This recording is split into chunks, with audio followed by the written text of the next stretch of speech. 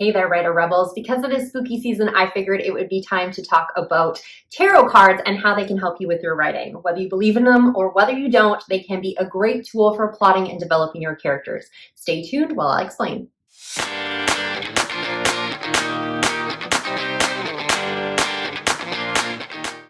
Hey there, everyone. It's me, Scarlett Kol, young adult author, YouTuber, and storyteller, and I'm here today to talk about one of my favorite topics, and that is the tarot. And we are going to be talking about tarot cards and how you can use them in your writing. I know a lot of people believe in tarot cards. There's a lot of people who don't believe in tarot cards, and whether you do or whether you don't is totally irrelevant for this video. I'm just going to show you how you can use them as a writer to, get those creative juices flowing and help you set up your plots and develop your characters. I personally have had tarot cards since I was in high school. That's when I got my first deck. So I have had them for a very long time, and I have had many decks over the years, and I'm still constantly learning things about it.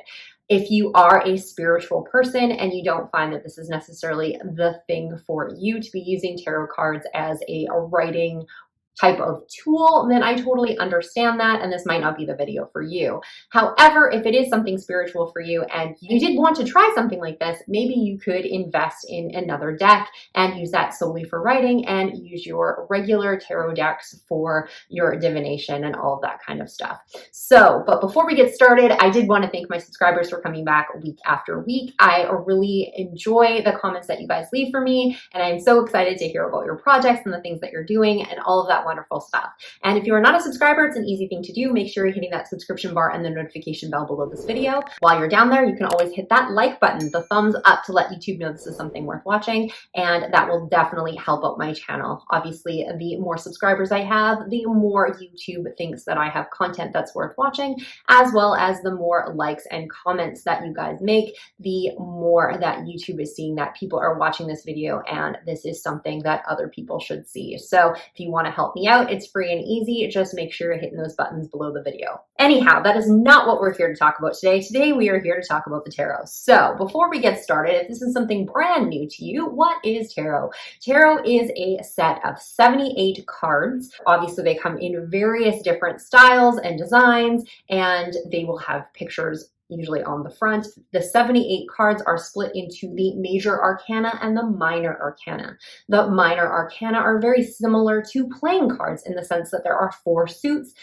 Similar to playing cards that have hearts and clubs and spades, we have pentacles, sometimes called coins, wands, swords, those sorts of things. So there are 4 suits, but instead of the way playing cards are, where they have 13 cards, we do have 14 cards per suit. So they are running from ace to 10, which is pretty typical. And then we do have a king card, a queen card, but we also have a page and a knight. So typically you would see a jack, queen, king, and here you would see a page, knight, queen, king. So we do have that extra card in there. I usually equate the jack to the knight, but it's really up to you. Anyhow, so we do have those 4 suits, and then we also have the major arcana, and these are 22 additional cards that are named cards. So these are the ones that are usually the most popular, that people are going to hear about the most. So like the Wheel of Fortune, the Fool, Death, the Devil, the High Priestess, etc., etc., etc. Some of these will fluctuate between the decks, but typically you will have the same representative in each of the decks, even if the name is slightly different. And that setup is based on the Rider-Waite set. You can actually get Rider-Waite decks, but most of the tarot decks that you're going to be dealing with are going to have that same formation, as this is the most common way to read tarot cards. There are other ones out there as well, but this is the most common that you're going to see. And even though you are using decks that aren't necessarily called Rider-Waite, they are going to have that same iconography. They're going to have that same setup that you're used to. So even though you flip through using different decks, you're still going to use that same knowledge and that same learning that you would have had on another deck, and you can apply it to this deck. So that keeps everything pretty standard, which is kind of nice. So why would you use tarot cards? Obviously, I'm going to be talking about some ways to use them as a writer, but typically you're going to use them to provide guidance, whether or not the subject wants to hear it or not. Sometimes they are not going to hear the things that they want to hear. Sometimes it's going to reinforce some of the stuff that they already know that's going on with their life. But whether or not you believe it, that's typically what it's used for. For me, I have two tarot decks that I mainly use. I no longer have the one set that I got back in high school, which is unfortunate. I would love to have that right now. It was a very Egyptian set. It was really cool. Anyhow, the two decks that I normally use, I have the Witch's Tarot. So that one is based on the Rider-Waite and has very similar iconography. It's very easy to read, so you can see like the swords and pentacles and all that kind of stuff.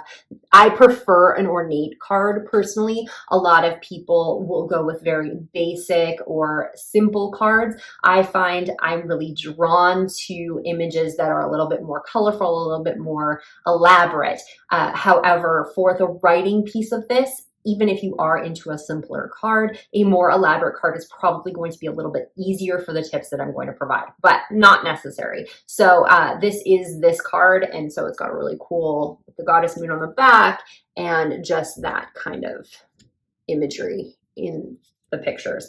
I also have one called the Tarot de la Nuit, and this one is really fun because the artist who did it is a cover artist. I don't know if they're still a cover artist or if it was just back in the day, but their cards are really, really beautiful. And I absolutely adore this set. Like, look at that death card. It's just beautiful. And a lot of them remind me of book covers. Unfortunately, however, this does not follow the Rider-Waite type of setups. So they do in terms of the interpretations of the cards, but if you look at this card, for instance, the Queen of Cups, you will see that there's no actual cups in the image, where in the Witch's Tarot, they have, so this is the 10 of Swords, we have 10 swords in the image. So you are able to interpret things from the card itself, whereas this one is just a really pretty picture. For me personally, when I was looking this up, I did find out that they are doing an oracle set, which I think is probably a better choice for the Tarot de la Nuit, to have an oracle set. An oracle set is basically a set of divination cards that have no really set rules except for those that created it. So I do have the Moonology Oracle set, and basically it can have as little or as many cards as you want. It does not have a major or minor arcana, and the interpretations and the images on the cards are totally up to the people that create them. So for a set that is just really, really pretty, but doesn't necessarily follow that sort of imagery with the swords and the cups and everything in the photos to be able to interpret them, then it's probably better as an oracle set, and I will probably be picking it up. I think it's on pre-order. I believe it releases like November 3rd. So that set isn't super expensive. I think when I looked at it, it was about $25 to $30,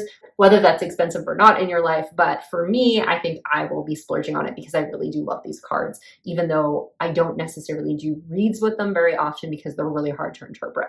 So that's what I have. But obviously you can use whatever set you want. They do range in price from, I've seen as little as $11 to $12, and I've seen as much as $150 to $200. So it really just depends on how much you want to invest in this. You can get a cheap set. You can get them at bookstores. You can get them on Amazon. The links I'm going to provide are from Amazon. Both these sets are available there, even though that's not where I bought them. So, you know, you can definitely find them. Any metaphysical shops or anything in your hometown will probably have them. So you can call ahead and get them. My only suggestion is obviously to find ones that speak to you. There are ones that are very cute. There are ones that are very creepy. There are some that follow fandoms. There is a supernatural tarot set out there if you really want to follow Sam and Dean in your tarot journey. So you can definitely check those out and just go with whatever speaks to you. But now we are going to get into how can we use this as writers. So whether we're using them on a regular basis and we really enjoy tarot, or we just want to do this as a writing exercise, how the heck do we use them? All right, here we go. So the first way to use them is basically just as a prompt.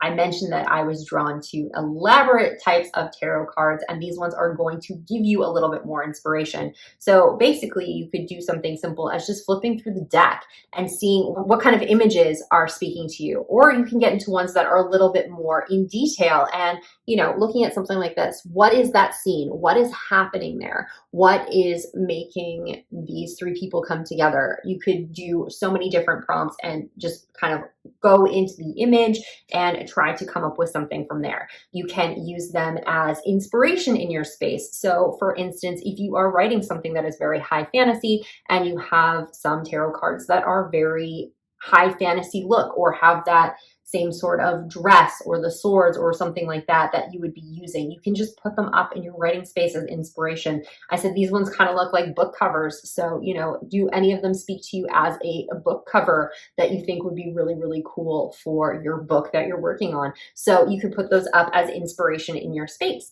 And if you did want to take this a step further, if there's a card that is speaking to you, look up the meaning of that card. Both of the sets that I'm using will have guidebooks with them, so they can detail what's on the card. Some of them are a little bit more intricate, like this one is going to describe the scene in the card as well, and what the imagery means and what the icons mean in that image, as well as what the card stands for. And for the major arcana, it's going to give a little bit more detail as well. This one is a little bit more brief. Obviously, it's a little bit smaller, so there's not as much detail in there. However, if you do want more about the card, or your set does not come with a guidebook, you can always look these things up online, as if you are using a Rider-Waite set, it's going to have a standard tarot meaning. My favorite site to go to is Biddy Tarot, and I will include that in the description box below as well. Sometimes even if I'm just not getting the right read off something, or I just want a little bit more information, I will go to that site. That site is really good. I'm not associated with them or anything. It's just, it will describe usually the typical imagery on the card and what it's supposed to mean. Gets more into that iconography of the card itself, and then it will explain, you know, what it means reversed, and very much in detail. So it is really, really helpful, especially if you're just learning to use tarot cards, to kind of get that. So if there's a card that strikes you as you're flipping through, maybe look up what that meaning is and see how you can apply that to your writing. Is it a theme or something that you want to apply or kind of lean into? Because obviously something in your psyche is striking when you see that card. So using it as a writing prompt is the #1 method on how to use tarot cards. The second method is for developing your characters, and this could be a 1-card character pull. So basically what that is you would take your set of tarot cards, you would shuffle them, do whatever you want to do, and then spread them out and pull 1 card. So whatever it happens to be on that card is what you would look up for that particular character. The nice thing about tarot cards is that they are going to give you a lot about personalities. I remember I talked before about using horoscopes for setting up character profiles. So if you want to check out the video, I'll leave it in the cards up here. But if you are using something that's already kind of set up, it's really, really great to help you develop those characters. In this particular case, you might have a card that's going to be talking about somebody dealing with family issues, or maybe it's going to discuss money issues or various different things. And each card is going to be slightly different, and it's going to have a different meaning. So for instance, if we pulled the 8 of Swords, it says, when this card turns up in a reading, it speaks of restriction, of feeling trapped and sad at that moment. However, if the individual would stop overreacting and feeling sorry for themselves and pull off their emotional blinders, they will see a way out. And then it also gives keywords: restriction, feeling trapped, overreacting to a situation. Things are not as bad as they seem. You can work your way out of this. Fear of initiation or ritual. So these are keywords that you can have about a character. This could be their lie. If you use the concept of every character having a lie that they believe that is holding them back in their character development, and that will essentially be their character arc, this is a good place where you can find a character lie. So by pulling that card, it will kind of give you an inspiration as to what that character lie is, and basically set you up for what their character arc is going to be. The nice thing about that is it provides the reversals. So if you are working on a character arc and, you know, it is talking about feeling overwhelmed, etc., and you're not really sure where you need to end up with this character, then reading the reversal of that card is going to give you some hints on where that character needs to go, because the reversals in a lot of cases are basically going to be the opposite of whatever the card reading is. So this is one way that you can develop characters, is by just pulling a card and creating a character arc, or creating your character around some of those concepts. Once you're done, then you can pull the next card for a different character, or you can pull multiple cards for one character and see which one speaks to you. This is a really helpful tool when you are obviously developing characters, but I like it a lot for subplots or minor characters, because usually when we go into a story, we kind of have an idea of what that major character arc is going to be. That's usually what kind of spurns us into writing that story, but sometimes we struggle a little bit with subplots or how that subplot is going to play off of the main plot. So this can be a really good tool for developing side characters and side character arcs, because sometimes we kind of get lost in that major arc and have a hard time seeing past that. So this is going to give you some inspiration, some ideas as to what you can do with those side characters to make a better, more well-developed story.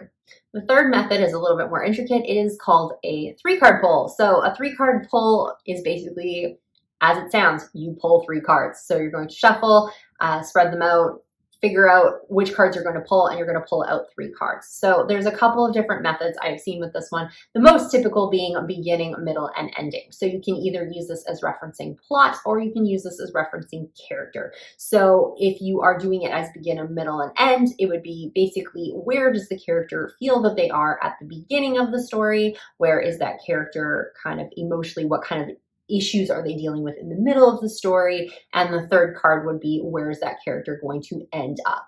So this one obviously is very linear, and you can read reversals in there as well. So if you're pulling a card and it is reversed, then you'd want to read the reversal on that. Or if you just want more of a well-rounded sort of character, you may want to read the reversals on every card anyway, as you're just basically using this for inspiration. The one that I really like to use for this when I'm doing a 3-card character pull is something that a lot of people will use. If you look it up, it's actually like a full moon pull that I've seen. I think it was from Biddy Tarot as well, if I remember. But it's basically what that first card is, what can no longer be hidden. So basically that character's lie. What is the one thing that's kind of been festering in the background for that character? The second card is, what do you need to let go of, or what does that character need to let go of? So what are one of those things that are holding them back? Are they having money issues? Are they having family issues? Are they having, fear of whatever that's holding them back? And then the third card is, what is to come? So what are we expecting? What is going to be coming forward for this character? This is actually based on a poll to do for actual people. So to do it for a character, it seems to follow the plot base a little bit better in my head, as opposed to beginning, middle, and ending, by phrasing it as to what can no longer be hidden, what needs to be let go of, and what is coming up. Kind of gives a little bit more of a momentum to me in terms of plot. If you are really good with using tarot, you can basically use any sort of personality spread that there is out there. So if you like to do a 7-card spread or a Celtic cross or something like that, if you even know what those things are, then you could do that for your character in detail. This can be really fun if you already have kind of an idea of what this character is, and just kind of develop more about them. And if you are thinking of the cards as you're pulling them in terms of the information that you already know about that character, it can actually just kind of make them grow a little bit. It's like a chia pet, and you're giving it water. It's just getting bigger and bigger and bigger and bigger and bigger.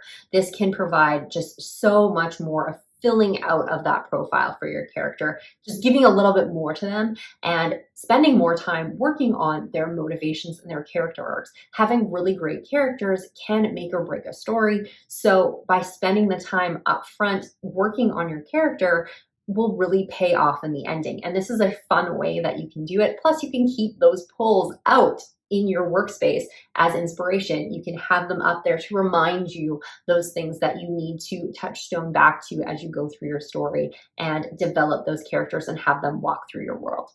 The next method is basically going to be around plot, and there's so many ways you can do that. You can do the same thing as the character pull with the beginning, middle, and ending, and basically it is creating a theme for what is happening in the beginning, what is happening in the middle of the story, what is happening in the end. Another method I've seen is to pull a card for every major beat. So whatever beat system you are using, whether you're using a Save the Cat system, if you are using something you saw off the internet, etc., hero's journey, you would basically write down what the major beats are, and then you would pull a card associated to that and read the meaning behind the card if you don't already know it, and how that could apply to your inciting incident, to your Dark Night of the Soul, or whatever beats it is you're using for your story. Another way to do it is also a calendar spread. There are people who will do something called a calendar spread, and it's basically relating to every month of the year. So this is something you would usually typically do at the end of the year, but you could technically do it at any point, and you're pulling cards related to all the months of the year to kind of get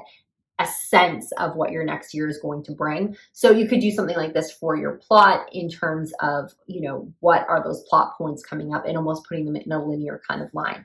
Personally, for me, I like to use tarot more for characters because I find it's really good at showing, character flaws, character lies, developing relationships between characters. And I do find it kind of gets a little bit murky when it comes to developing plots, because I do find plots tend to be a little bit more picky and we need them to work in specific ways. So it can be a little bit more difficult. However, if you really haven't gotten too far into your story and you're just really looking for inspiration, this can be a great thing to start to try to develop your plot. And sometimes it's not going to work. Sometimes you're going to pull things for beats and it seems totally ridiculous. But sometimes you can pull things for specific beats and it'd be like, oh, it can spark something in your mind, and it may not necessarily have the direct translation as to what the card says, but it can inspire you to start thinking in a different way, start taking things in a different direction that you hadn't really thought of before. This is really just kind of a brain exercise of opening your mind to other possibilities and other ways of looking at things to develop your characters and not be so stuck in your normal processes on how you develop characters, and just kind of try something new, try something different, and, feed the muse, as they say, and let them kind of run with some different and new concepts and how you can apply them to your work. The one thing too about doing bigger spreads, whether it be for characters or it be for plot, is that you can also see the story within the cards themselves. So for instance, when you're looking at a deck like this that's going to have particular suits, are you seeing a lot of swords coming up? What does that mean as a theme within that story? Are you seeing a lot of coins or pentacles coming up? So what does that mean for your character and that overlying theme within your story? So when you are doing larger spreads, a calendar spread, a full 7-card spread or something like that, you can look at what is common in between all of the cards, as well as within the cards themselves, to tell an even bigger story. The more you know about tarot when you're doing these sorts of things, obviously is going to help you out, but it's a fun way to learn as well, especially if you are just dealing with fictional characters and it really has no consequence on anything. So it can really be a fun way to try it out and see if you're something you're interested in. And later, you might start wanting to pull cards for yourself. You may want to spread them out, pull a card, and ask the divine a question. Am I ever going to finish this book? We'll see what they say. Thank you very much for joining me today as I get to talk about something that I really love to discuss. And if you watch my video coming up, I don't know if it'll be next week or in a couple of weeks, I'm going to be announcing my NaNoWriMo project. And I have incorporated some of this tarot knowledge into my next series. So I am super duper pumped about that, and I can't wait to tell you guys about it. So if you enjoyed this video, make sure you're hitting that thumbs up below this video. If you want to be a subscriber to check out more of my content, make sure you're hitting that subscription bar and the notification bell. I hope you are having a wonderful spooky season and it is helping inspire your writing. I know it works for some people. It definitely works for me. And if it does, then, keep writing, keep going forward, and I will see you all next week.